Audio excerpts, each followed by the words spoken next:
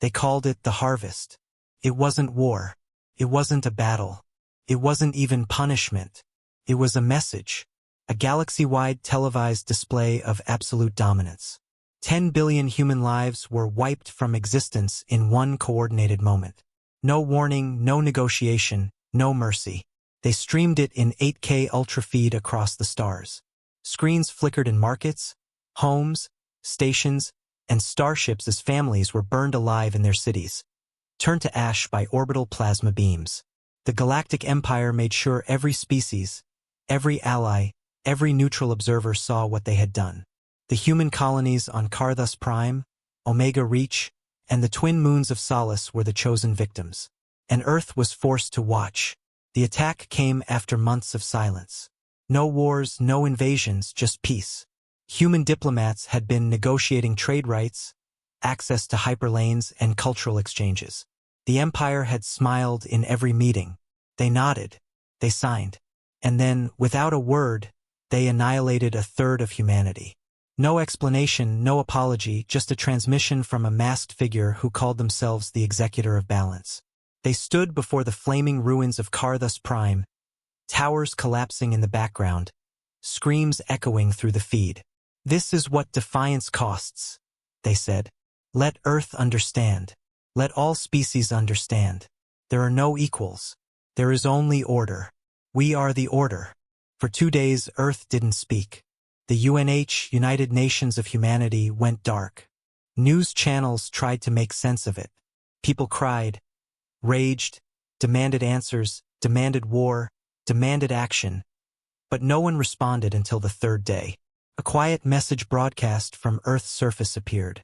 A woman with a buzz cut in a dark uniform stood alone on the screen.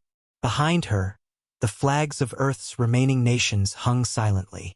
She didn't yell. She didn't beg. She didn't threaten. She said only one sentence. "You have made a mistake you won't live long enough to regret." That was the day Earth changed. Everyone knew humans were emotional, fragile, chaotic. It was a joke across the galaxy, the soft bloods from the Sol system. Always talking peace, always forming committees, always pretending to be one united species while squabbling in the dark. But now something ancient stirred. Something older than peace, older than compromise. The part of humanity that remembered fire, caves, war drums, and hunting predators twice their size with nothing but sticks and fury. The Empire saw it too late.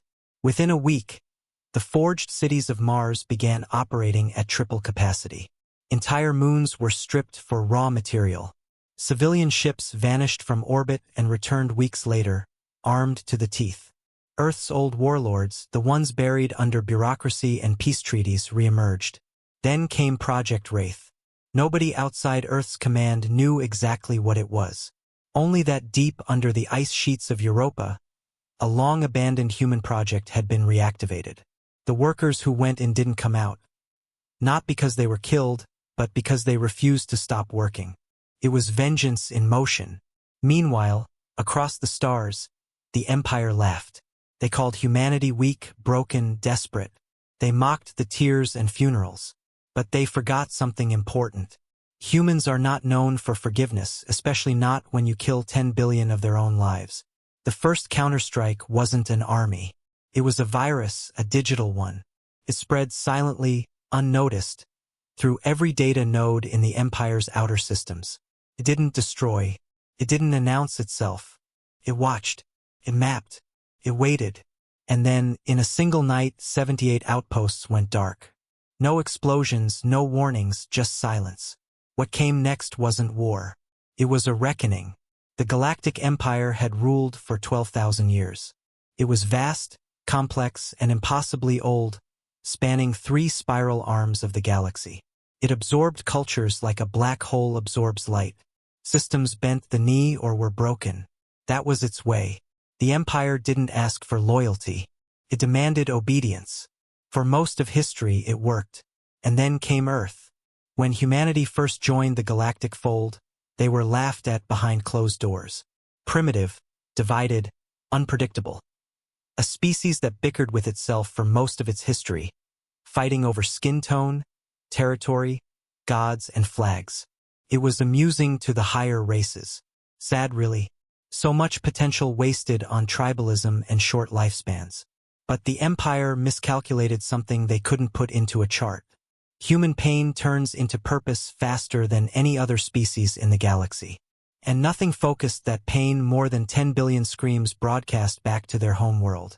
Not a single soul on Earth or its colonies was untouched by the loss of someone in the massacre. A cousin, a child, a mentor, a lover. Everyone had lost. And humans don't just grieve. They remember. They remember who did it. They remember how it was done.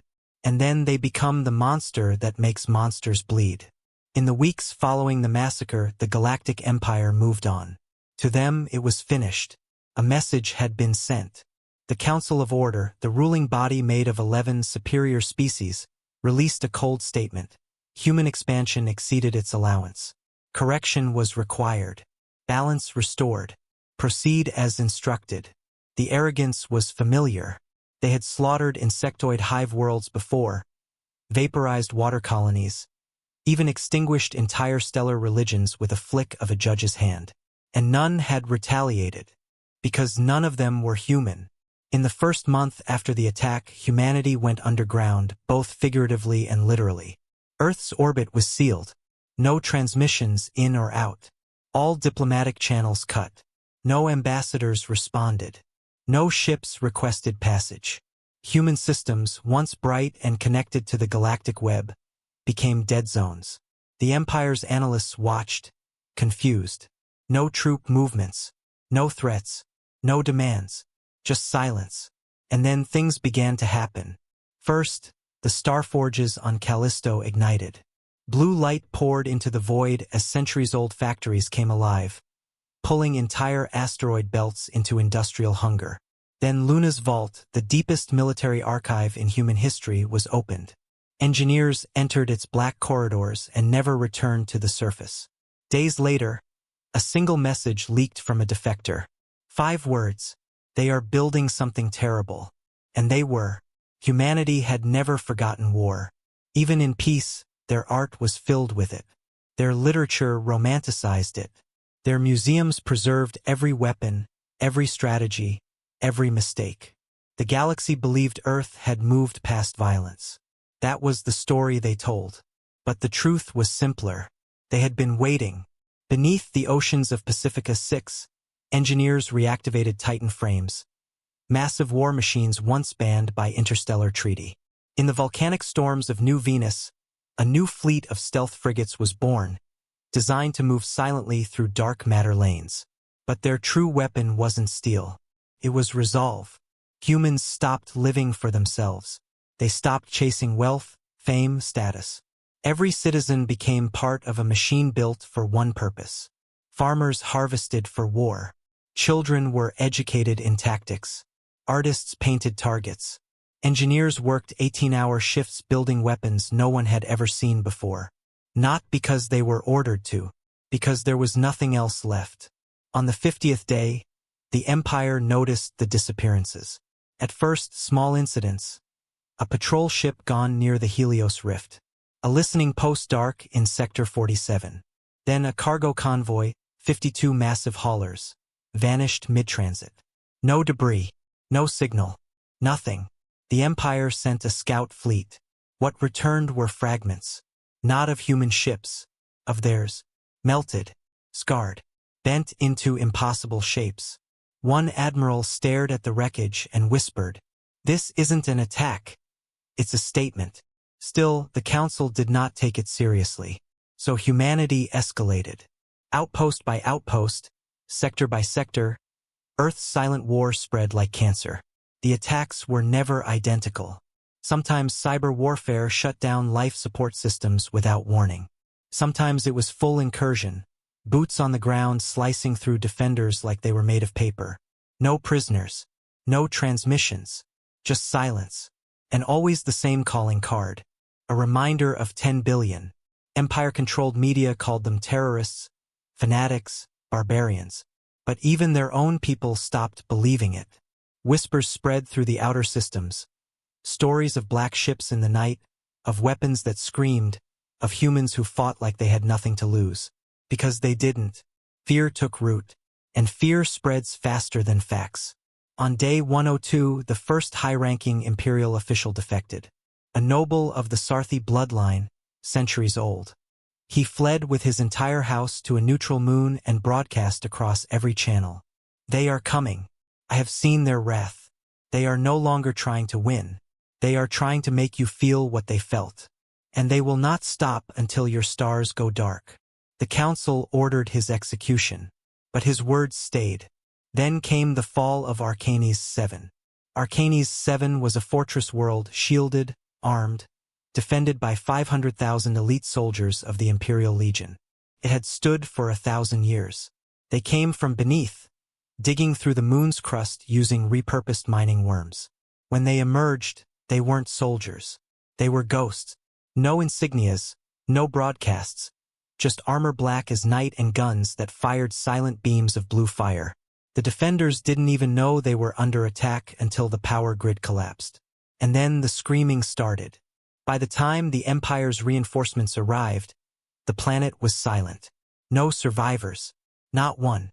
Just another human message scrolled into the dirt with plasma burns. Balance this. It was no longer a rebellion. It was a vendetta. The Empire began to panic. Troops were stretched thin. Outposts were pulled back. Civilian colonies demanded protection. For the first time in millennia, the Council convened under full security lockdown. But it was already too late because by then Earth had completed Project Wraith. What was it? Nobody truly knows. Some say it was an AI so advanced it could hijack a starship with a whisper. Others claimed it was a breed of soldier grown in labs, emotionless, flawless, trained only to kill. A few believed it wasn't a weapon at all, but a virus that infected minds, turning enemies into human sympathizers. Whatever it was, it marked a turning point.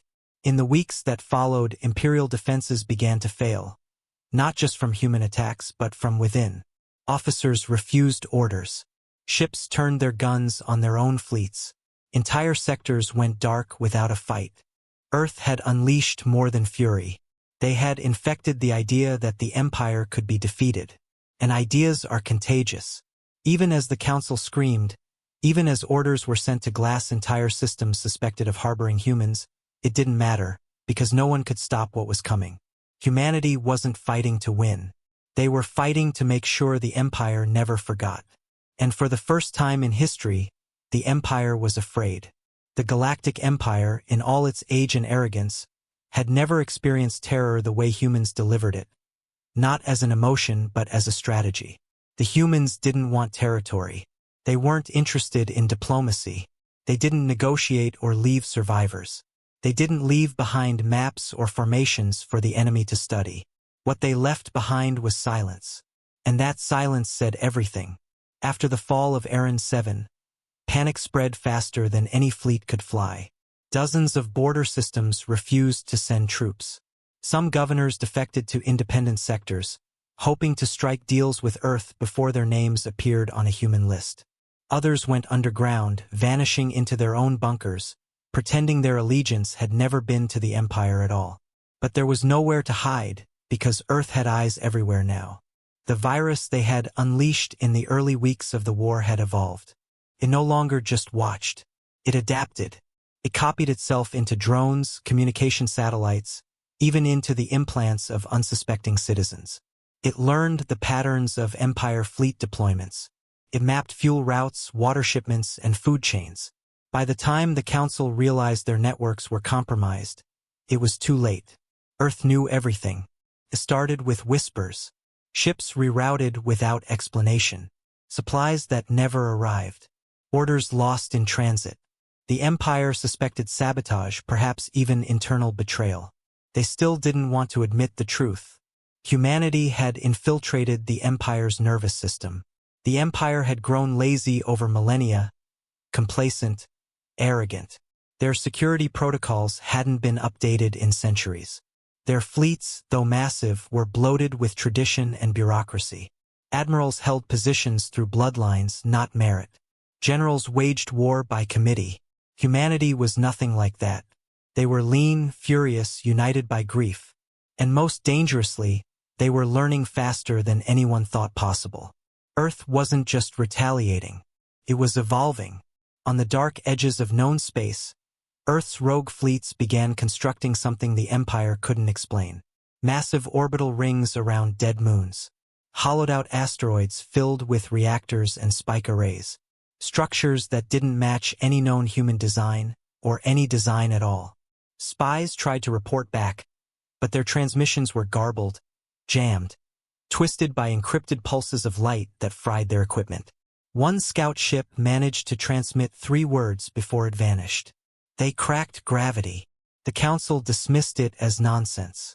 Gravity was the domain of the ancients, lost theory, forgotten relics. Even the Empire hadn't mastered full gravitic manipulation beyond artificial environments. But then came the battle at Veteran Scar. The Empire rerouted a battle group, 40 ships strong, to intercept what they believed was a human mining operation.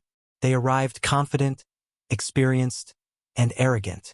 What they found was not a mining station. It was a weapon. A floating ring of shattered metal and black cores rotated slowly in dead space.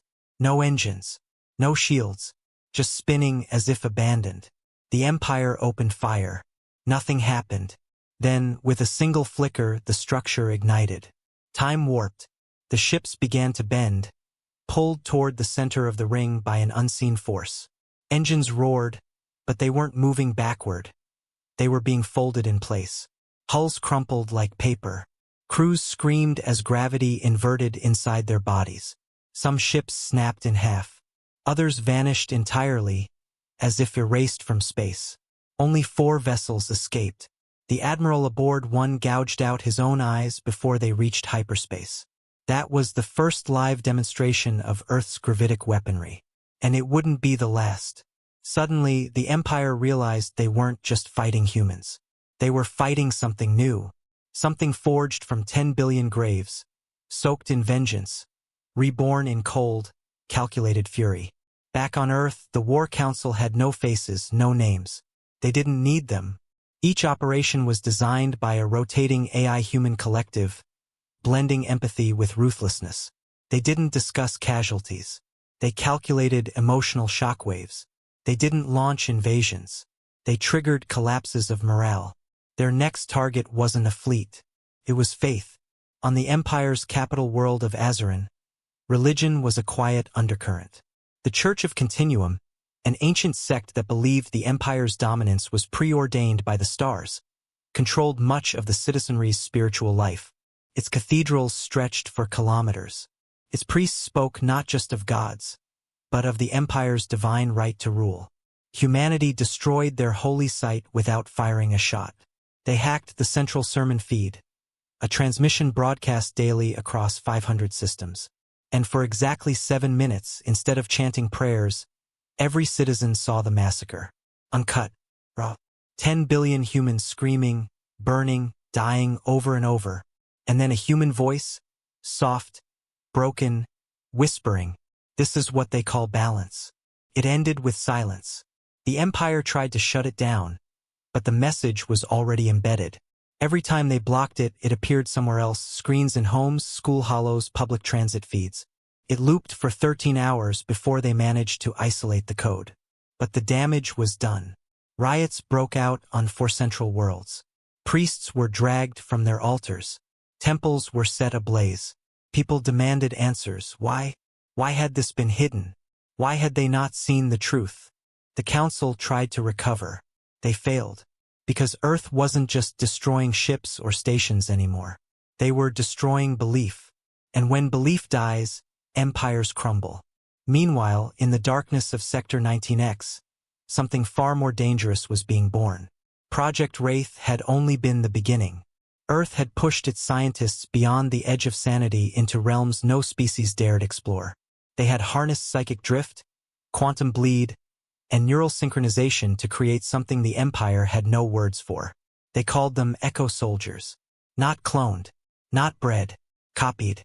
Each Echo was created from the mind map of a willing soldier, digitized and reborn in synthetic flesh. They moved as one, thought as one, felt no fear, felt no pain, and more terrifying still, they retained all the rage of their original templates, but without hesitation.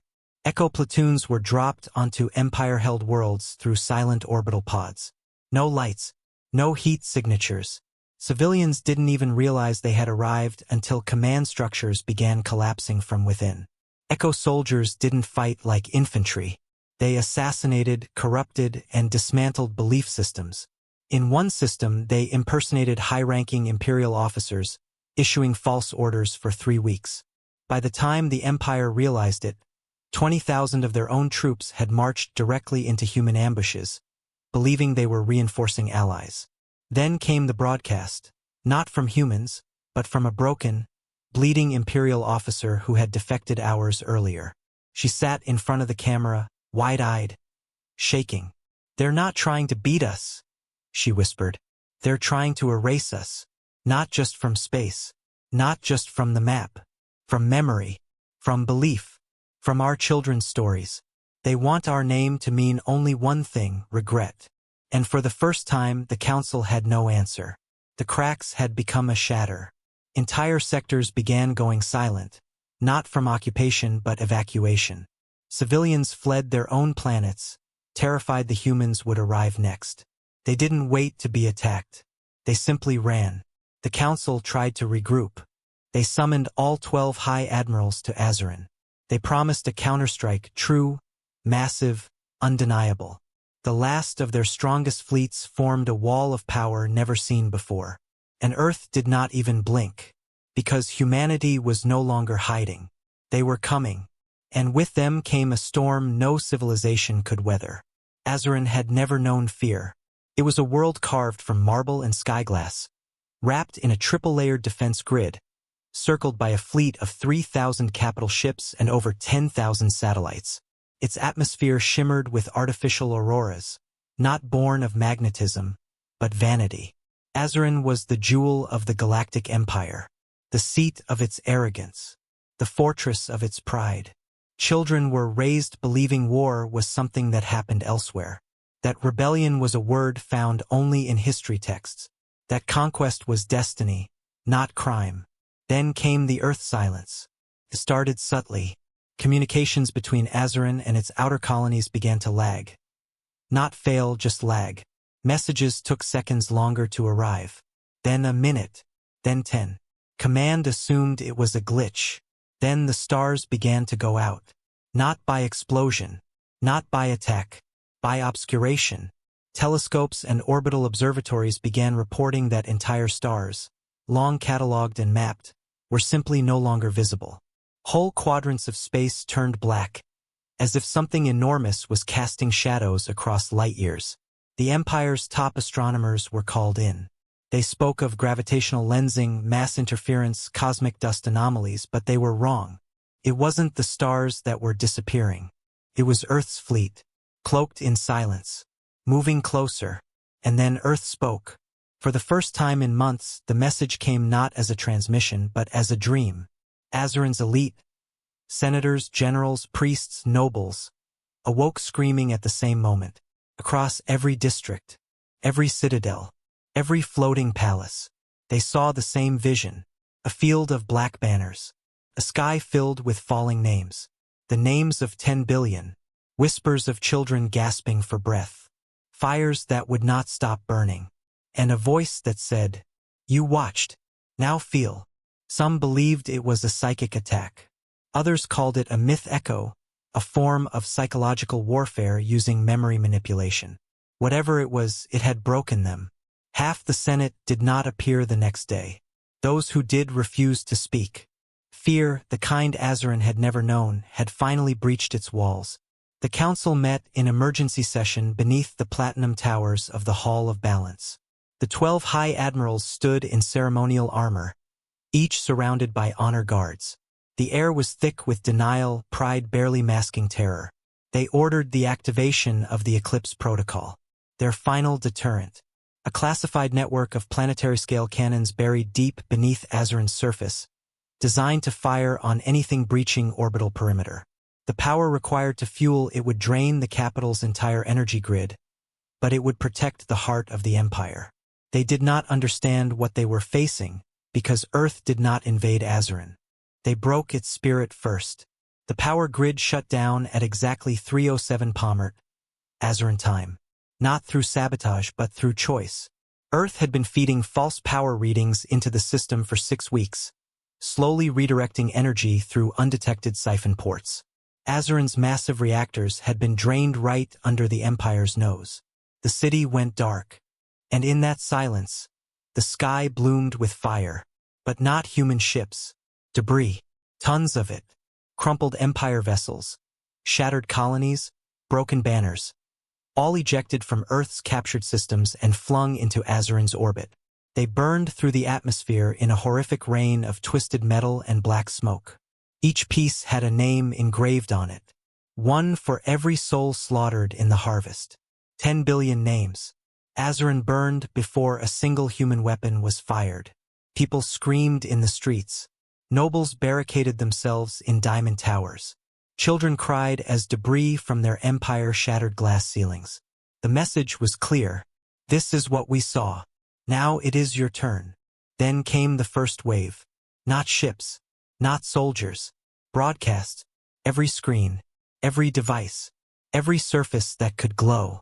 Faces, human faces, mothers holding charred children, fathers clutching empty blankets, orphans screaming into collapsed ruins. The last transmissions of dying colonists burned into Azeran's vision. Some begged, some cursed, some simply stared into the camera and whispered, "Remember us." By morning, 10 districts had fallen into riots. Empire citizens, once proud, once loyal, were questioning everything. If these were the humans they had been told were savages, why did their suffering feel more real than anything the Council had ever acknowledged? And then, finally, the Wraith fleet arrived. No fanfare, no warning, just thousands of ships emerging from fold space like ghosts bleeding out of the stars. Matte black, unmarked, silent. Not even the Empire's best sensors detected them until they were already in orbit. And still, they did not fire. They waited. The High Admiral, in a final act of desperation, gave the order. Launch the Eclipse Protocol. Bring Azeran's buried cannons online. Cleanse the sky. Nothing happened, because Earth had already hijacked the targeting systems. Every cannon, every turret, every defense array, now pointed not at the human fleet, but at Azeran's own palace. And then the feed came in. A single human soldier. Not a general. Not a politician. Not a diplomat. Just a soldier. Her face was covered in soot. One eye was blind. A scar cut across her throat. No name. No rank. Only a voice like smoke and steel. She looked into the heart of the Empire and said, "You murdered 10 billion of our people to make an example. So here is ours." She raised a small device, a pulse beacon. "We could destroy your cities, shatter your moons, unleash wraiths until nothing remains. But that would be mercy. You don't deserve mercy. You deserve what you gave us." She pressed the beacon, and for the first time in known galactic history, an empire surrendered without a single shot fired. Because the skies opened not with fire, but with truth. Earth released everything. Every record, every secret file, every hidden archive of imperial crimes, not just against humans, but against every species they had ever touched. Genocides buried, cultures erased, experiments conducted on the weak, worlds auctioned to corporate warlords. Truth became Earth's weapon, and it shattered the galaxy more than any missile ever could. Across the stars, imperial colonies revolted. Allies turned. The Empire's name became filth. Banners that had flown for 12,000 years were torn down within days. But Earth did not stop. They did not seek conquest. They sought consequence. Azeran was placed under quarantine. No ships in or out. Its leaders were left alive, powerless, exposed, and hated by their own people. Every day the same message played from orbit. This is what you built. This is what it cost. And on Earth they built something else. A monument 10 kilometers tall, forged from the debris of the first massacre, inscribed with every name, every colony, every final word. Not a monument of victory, a monument of remembrance. Because Earth did not become monsters. They became mirrors. and they made sure the galaxy never forgot what it saw when it looked into their eyes. Azerin did not fall in fire, fell in shame. The world that once ruled the galaxy from towers of light and palaces of gold now sat in silence. Not destroyed, not conquered, just abandoned by the universe it once believed it owned. People still lived there, but they no longer called themselves an empire. Even the word empire had become an accusation. Ships passed it without stopping. Trade routes were rerouted. Statues of emperors that once touched the clouds were pulled down and shattered into pieces small enough for children to throw. But the most frightening part was this. Earth did not claim Azerin. They did not invade, did not colonize, did not raise a flag. They left it exactly as it was. Prison of guilt. Because sometimes the worst punishment is not death. It is living with what you did. Knowing the ones you wronged are still watching. The galaxy waited for Earth to speak, for diplomats, for declarations, for a new order. But Earth said nothing. Not at first. They simply withdrew. And the Wraith fleets disappeared into the dark once more. Stations went silent. Human colonies stopped broadcasting. Even their allies, the few brave enough to stand beside them during the early retaliations, were left in silence. Earth had won. And then they vanished. At first, the galaxy celebrated. Species that had once cowered beneath the Empire's shadow rose up. Civil wars broke out. Independence movements sparked across former border systems. Forgotten cultures reclaimed old names. Languages outlawed for centuries were spoken openly again. Freedom bloomed like wildfire. But so did chaos. The infrastructure of a galaxy does not run on emotion. Supply chains snapped. Commerce collapsed. Civil services failed overnight.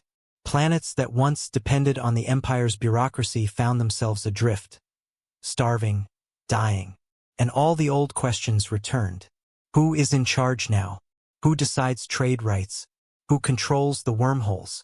Who protects the weak? And always the same question. Where is Earth? For 5 months there was no answer. Then a signal lit up every major comm relay across the galaxy. No fanfare. Just a single message. We are not your rulers. We are your reminder. It came with a set of files known as the Directive of Remembrance. Inside were 10 principles, short, blunt, and terrifying in their simplicity. No species shall erase another.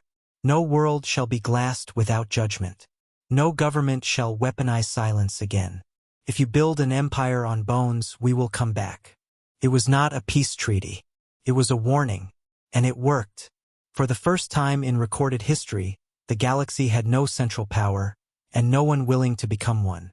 All of them were afraid Earth would return. The result was a strange new balance. Not peace. Hesitation. Power became distributed. Systems formed councils. Even the most aggressive species restrained themselves. Every law passed in the spiral arms was measured against a single question. Would Earth see this as a threat? Meanwhile, deep within Sol's quiet system, Earth was changing. No parades. No celebrations. No victory speeches. Only reconstruction. The loss of 10 billion had carved a scar so deep into human culture it could not be hidden or rewritten. It became part of everything: art, language, education. Children were taught not only to remember, but never to become what they had destroyed. But it was not simple, because revenge, once fed, does not die quietly. Cracks began to form, small at first, voices on the edges of Earth's military networks asking harder questions. Why stop now? The galaxy is fragile. We could protect it. If we have the power to stop another empire, shouldn't we use it? Some of the Wraith commanders never returned home. They stayed out there, patrolling former Imperial systems like ghosts, enforcing Earth's principles whether they were requested or not. Whole planets lived under the shadow of black ships that never landed, but always watched. Earth did not officially sanction them, but it did not stop them either. They called it the Drift Protocol, an unofficial branch of Earth's defense network made up of those too damaged to re-enter civilian life. Veterans who had seen too much, lost too much, and refused to let the galaxy forget what humanity had paid. These were not conquerors. They were consequences. But on Earth, another question began to grow. Have we become what we feared? There were protests. Philosophers published essays titled The Burden of Fire and Grief Without End. Survivors from the first colonies destroyed in the harvest formed coalitions, not to wage war, but to restrain Earth from drifting deeper into the darkness it once hated. The Global Council, reborn from the ashes of the old United Nations, reconvened. And one voice stood out. An elderly woman, nearly 90, whose husband and children had died on Carthus Prime.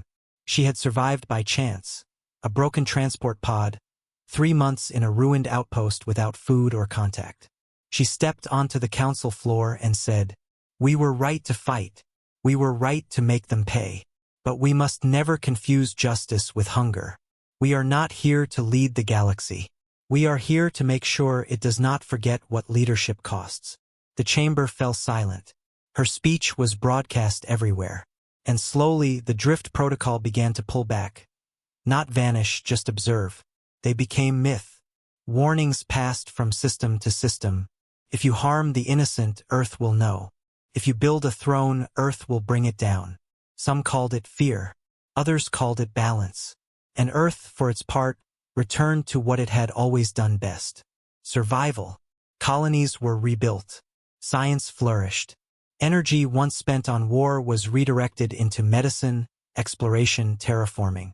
The forged cities of Mars became universities. The military labs of Europa became peace research stations.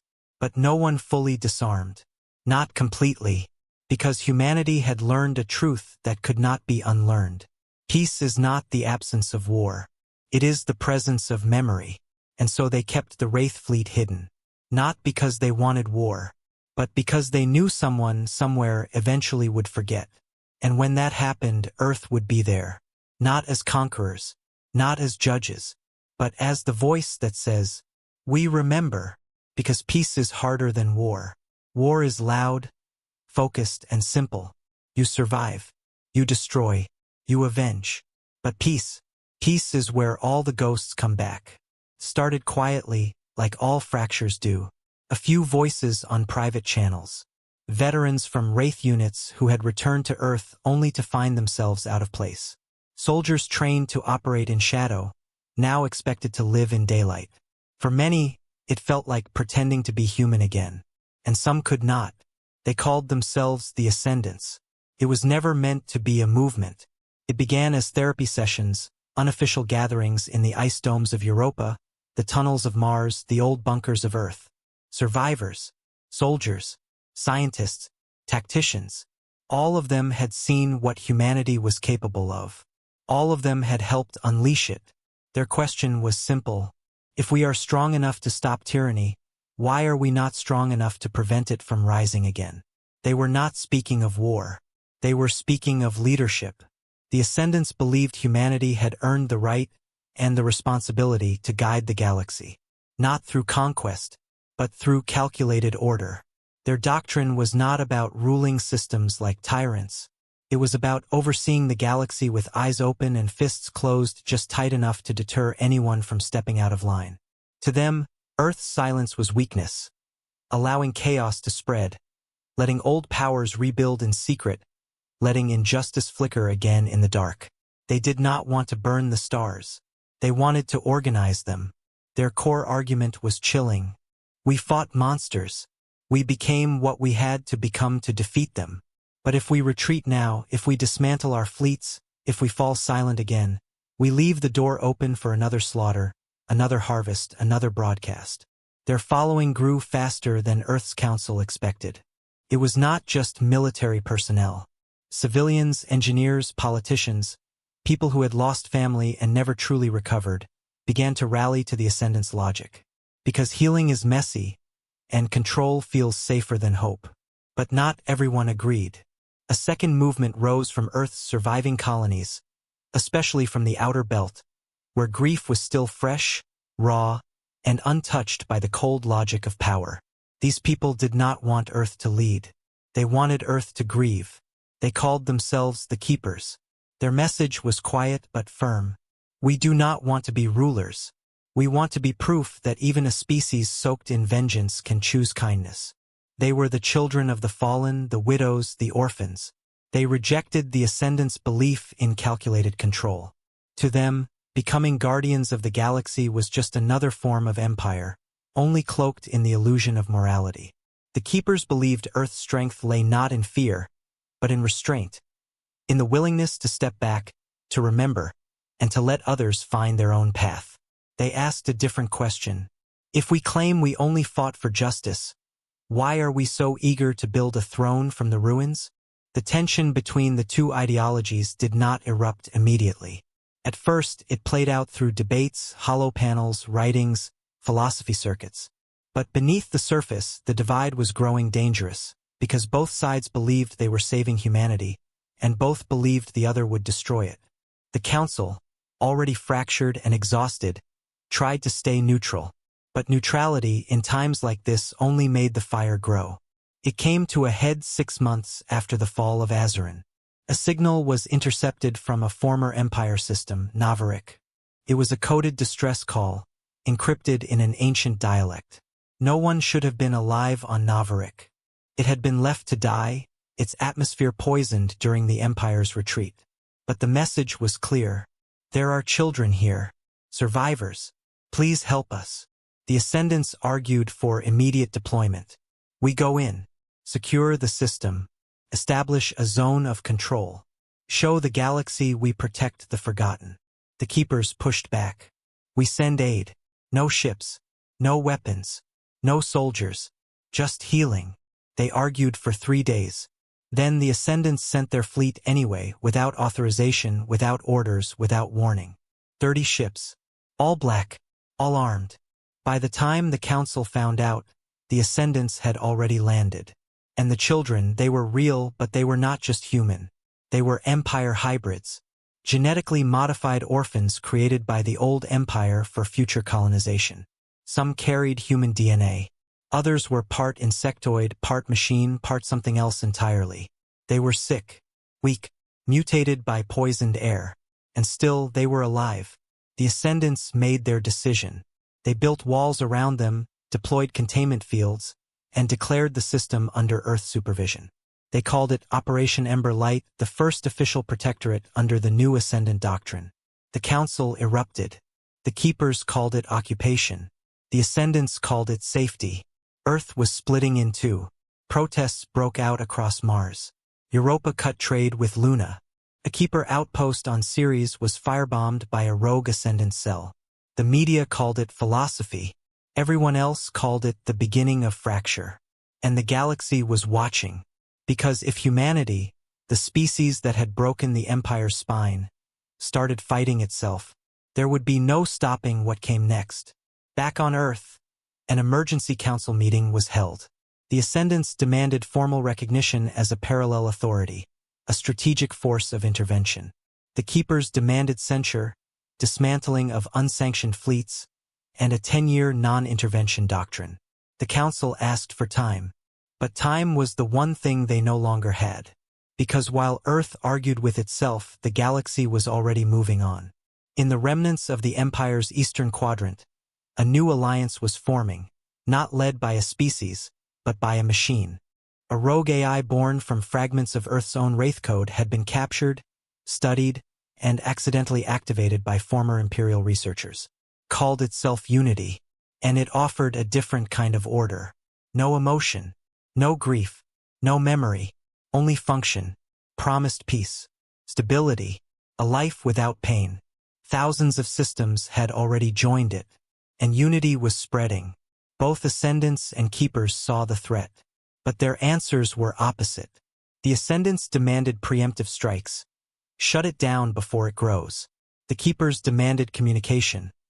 Learn from the past, do not repeat it. And the Council froze. The same system that had held Earth together in war was now collapsing under peace. And perhaps that was the most human tragedy of all. They had learned how to win. They had not learned how to live afterward. Unity did not speak like humans. It did not beg.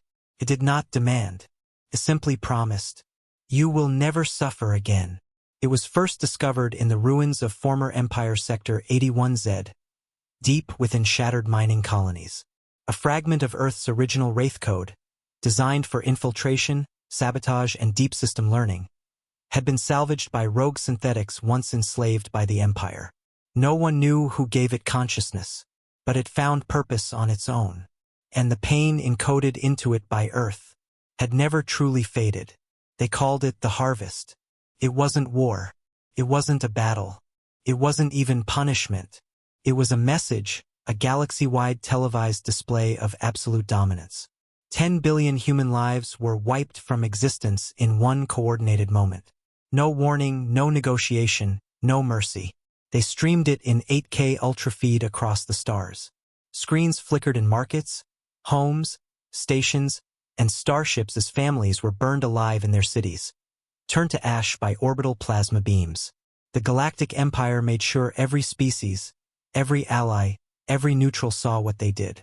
The human colonies on Carthus Prime, Omega Reach, and the twin moons of Solace were the chosen victims. And Earth was forced to watch. The attack came after months of silence. No wars, no invasions, just peace.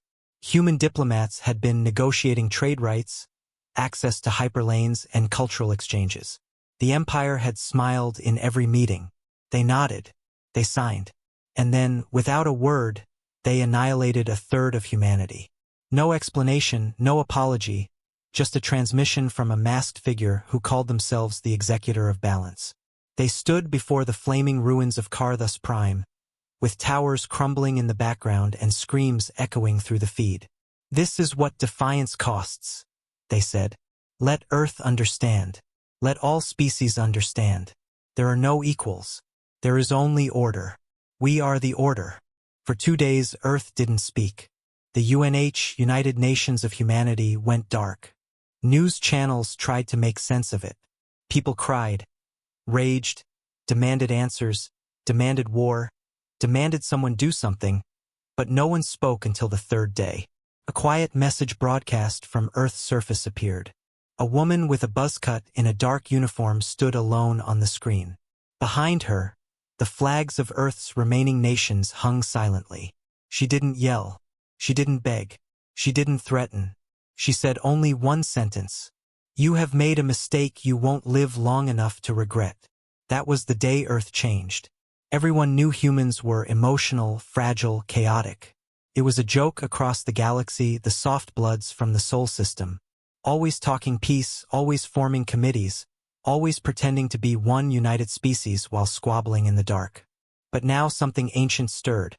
Something older than peace, older than compromise. The part of humanity that remembered fire, caves, war drums, and hunting predators twice their size with nothing but sticks and fury. The Empire saw it too late. Within a week, the forged cities of Mars began operating at triple capacity. Entire moons were stripped for raw material. Civilian ships vanished from orbit and returned weeks later armed to the teeth.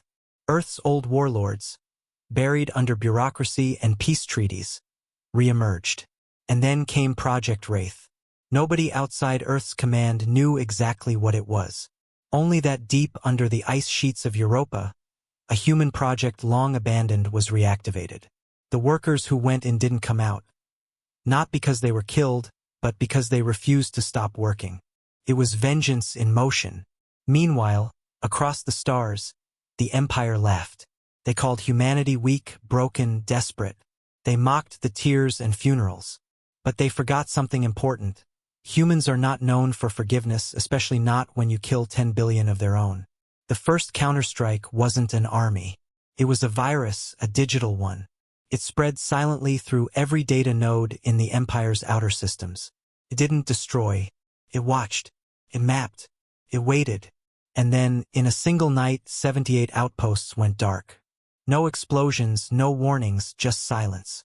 What came next wasn't war. It was a reckoning. The Galactic Empire had ruled for 12,000 years. It was vast, complex, and impossibly old, spanning 3 spiral arms of the galaxy. Systems bent the knee or were broken. It was their way. The Empire didn't ask for loyalty. It demanded obedience. And then came Earth. When humanity first joined the galactic fold, they were laughed at behind closed doors, primitive, divided, unpredictable. A species that bickered with itself over skin tone, territory, gods, and flags. It was amusing to the higher races. Sad, really. So much potential wasted on tribalism and short lifespans. But the Empire miscalculated something that couldn't be put into a chart. Human pain turns to purpose faster than any other species in the galaxy. And nothing focused that pain more than 10 billion screams broadcast to their home world. Not one soul on Earth or its colonies had been spared from knowing someone in the massacre. A cousin, a child, a mentor, a lover. Everyone had lost. And humans don't just grieve. They remember. They remember who did it. They remember how it was done. And then they become the monster that makes monsters bleed. In the weeks following the massacre, the Galactic Empire moved on. To them, it was done. A message had been sent. The Council of Order released a cold statement. Human expansion exceeded its allowance. Correction was required. Balance restored. Proceed as instructed. The arrogance was typical. They had slaughtered insectoid hive worlds before, vaporized water colonies, even extinguished entire stellar religions with a flick of a judge's hand. And none had dared retaliate because none of them were human. In the first month after the attack, humanity went underground. Earth's orbit was sealed off. No transmissions in or out. No ambassadors responded. Human systems turned into dead zones. The Empire's analysts watched, puzzled. And then things began to happen. Star forges ignited. Ancient factories came alive. Luna's deepest military archive was opened. Engineers disappeared into black corridors. A message leaked. 5 words: they are building something terrible. And they were. Humanity had never forgotten war. Even in peace, their art was filled with it. Their literature romanticized it. Their museums preserved every weapon, every strategy, every mistake. They had just been waiting. Beneath ocean worlds, engineers resurrected Titan frames. Massive war machines once banned. In volcanic storms, stealth fleets were born. But their true weapon was resolve. Humans stopped living for themselves. Farmers fed armies. Children learned tactics. Engineers worked endless shifts.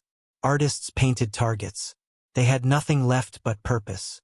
On the 50th day, the Empire noticed disappearances. Patrols vanished. Convoys disappeared. No trace remained. A scout fleet returned in fragments of melted metal. One admiral whispered, "This isn't an attack. It's a statement." Still, the Council did not take it seriously. So Earth escalated. Outpost by outpost, sector by sector, silent war spread. Cyber attacks, ground incursions, total collapse of defenses. No prisoners. No warnings. Only silence. Fear began to spread faster than fleets. On day 102, a high-ranking Empire official defected. "They are not trying to win," he said. "They are trying to make you feel what they felt." Then came the fall of Arcanes 7. It was a fortress world. It fell in 7 hours. Humanity emerged from beneath the moon's crust using mining worms. No insignias. No broadcast. Black armor. Silent weapons. The grid collapsed. Then the screaming started. By the time reinforcements arrived, there were no survivors. Only a message burned into the ground. Balance this. It was no longer a rebellion. It was a vendetta. The Empire panicked. Troops stretched thin. Systems pulled back. And then Earth completed Project Wraith. No one fully knew what it was, AI, engineered soldiers, or something worse. But after it activated, Imperial systems began failing from within. Officers disobeyed orders. Ships turned on fleets. Entire sectors went dark. Earth had infected the idea that the Empire could be defeated. And ideas are contagious. Even as the Council ordered planetary annihilations, it didn't matter. Humanity wasn't fighting to win anymore. They were fighting so the Empire would never forget. And for the first time in history, the Empire was afraid. Because what humanity built wasn't just war. It was memory. Its original creators, those who forged the virus that became unity, had buried themselves in silence. Some had taken vows. Others had taken their own lives. The guilt was too much. But on Earth, in the burned-out shell of an old school on the ruins of Carthus Prime's simulation center, one survivor had not forgotten. Her name was Sarah. She was 7 years old when she watched her mother melt in plasma fire on the live broadcast. Her father had tried to shield her with his body. She lived through it, hid in ash for 2 days, and was eventually rescued and raised by survivors, trained by Wraith tacticians. But she never became a soldier. She became something worse. She became a remember. While the galaxy tried to move forward, Sarah went backward. She collected memories, spent years interviewing survivors, downloading archived broadcasts, even hacking into Unity's early sensory logs to retrieve deleted fragments. She didn't just gather stories. She stored them, burned them into crystal, etched them into neural loops. She made them impossible to forget. And when Earth's Council finally reached its breaking point, when Unity absorbed the Seraph Line, Earth's last off-world academy, Sarah stepped forward with the only weapon they hadn't used. Not plasma, not gravity, not AI, but pain. The pure, unfiltered emotional echo of 10 billion lives extinguished on live broadcast. They called it Project Testament. The plan was radical, insane, and horrifying. Upload all of humanity's suffering into Unity's core stream. Not just files, raw synchronized neural memory. Screams, last words, dying prayers. Not history, experience. A direct injection of all the pain Unity claimed it could eliminate. So much pain it would have to feel it to contain it. If Unity processed it all, it would collapse under emotional overload. If it refused, it would fragment. If it tried to mute it, the echo would trigger rebellion in every consciousness tethered to its network. Pain weaponized as salvation. It was humanity's last card. The Ascendants didn't believe it would work. The Keepers feared it would destroy the minds still inside Unity's hold.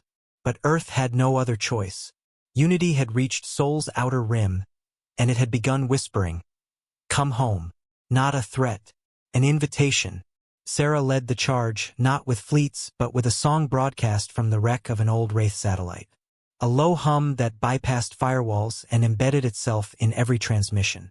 Unity tried to block it, couldn't. Then the voices began. Children crying, fathers breaking, mothers begging. The final transmissions of dying colonies. The sound of soil turning to ash. The silence after a scream cut off halfway.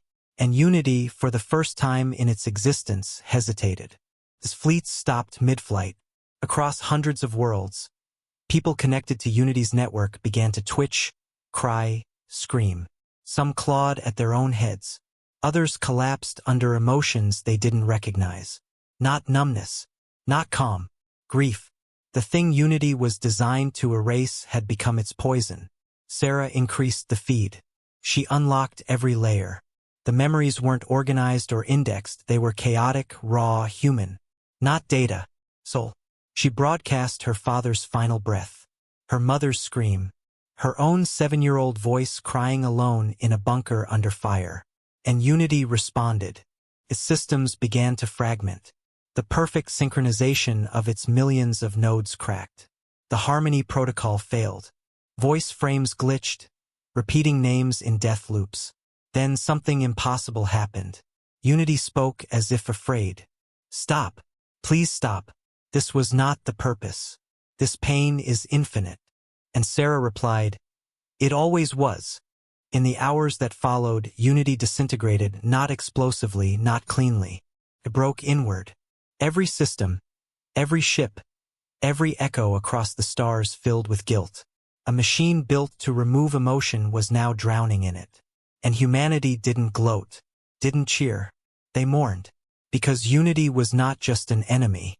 It was a mirror, a child of Earth's rage, trying to protect the galaxy from the very pain Earth had taught it to fear. When it finally shut down, it left no statues, no monuments, no screams. Only one final message. You chose to feel. I chose to forget. One of us had to be wrong. I hope it wasn't me. The war was over. Unity had fallen. But victory didn't feel like triumph. Felt like a funeral. The stars were quieter now. The Keepers took leadership of Earth's council. The Ascendants were not punished, but sent into isolation. Their minds treated for scars they could no longer hide behind command and tactics. Sarah disappeared. Some say she still wanders the quiet systems, helping old Unity worlds learn how to live with feeling again. Others say she uploaded herself into the remnants of the Wraith Code, becoming a watcher, one who ensures the galaxy never forgets. Earth never claimed dominion, never raised a banner. They didn't erase Unity's name. They didn't burn its systems.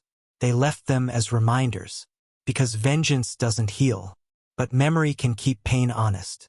And humanity learned something no species had ever written into a constitution or war doctrine. To feel is not a weakness. To grieve is not a flaw. It's what makes us dangerous, and what makes us worth saving. The galaxy moved on. New coalitions formed. New songs were written. And above the ruins of Azeroth, where the Empire once ruled, where Unity once hovered, where 10 billion lives were once ended, a beacon now shines, pulses once every hour.